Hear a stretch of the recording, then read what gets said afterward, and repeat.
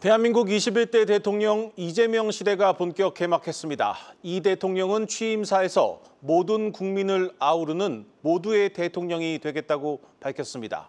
곧바로 비상경제 대응 태스크포스 구성도 지시했습니다. 용산 대통령실에 나가 있는 취재기자 연결합니다. 유호성 기자, 이 대통령이 오늘 취임 첫 메시지를 내놨는데 다시 한번 이 국민 통합을 강조했네요. 네, 이재명 대통령은 오늘 국회에서 취임 선서를 한 뒤 국민께 드리는 말씀을 통해 가장 먼저 통합의 메시지를 전했습니다. 직접 들어보시죠. 이번 대선에서 누구를 지지했든 크게 통합하라는 대통령의 또 다른 의미에 따라 모든 국민을 아우르고 섬기는 모두의 대통령이 되겠습니다.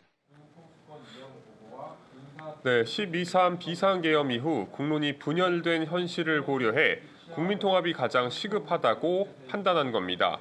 이 대통령은 또 새 정부 운영 기조로 정의로운 통합정부, 유연한 실용정부를 선언했습니다. 들어보시죠.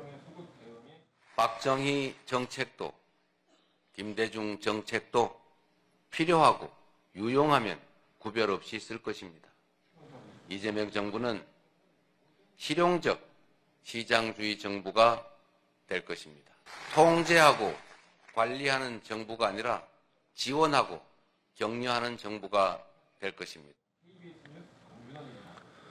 이 대통령은 성장이라는 단어를 가장 많이 언급했는데요. 이를 위해 기업 규제를 네거티브 중심으로 바꾸고 기업인들이 자유롭게 창업하고 성장하며 세계 시장에서 경쟁할 수 있도록 정부가 뒷받침하겠다는 의지도 내비쳤습니다. 네, 국정 공백이 6개월간 이어진 만큼 현안이 산적해 있는데 당장 정부가 해결해야 할 과제 어떤 것들이 있습니까? 우선 이재명 정부는 가장 시급히 해결해야 할 문제로 민생 회복과 경제 살리기를 꼽았습니다. 불황과 일전을 치른다는 각오로 비상경제대응 TF를 가동하고 국가 재정을 마중물 삼아 경제 선순환을 되돌리겠다는 구상인데요.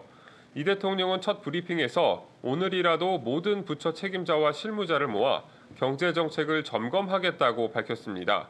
그러면서 지금 당장은 바로 시행할 수 있는 경제회생 정책이 필요하고 그중 가장 핵심은 추경 편성이 될 가능성이 높다고 강조했습니다.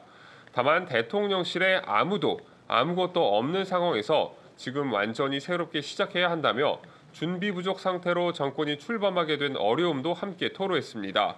이재명 대통령이 도널드 트럼프 미국 대통령과 통화를 앞두고 있다는 점도 큰 관심을 받고 있습니다. 당선을 축하하고 한미 동맹의 공고함을 확인하는 상견례 성격의 대화가 오고 갈 것으로 보이지만 통상이나 안보 등 주요 현안이 예고 없이 논의될 가능성도 배제할 수 없습니다. 지금까지 용산 대통령실에서 한국경제TV 유호성입니다.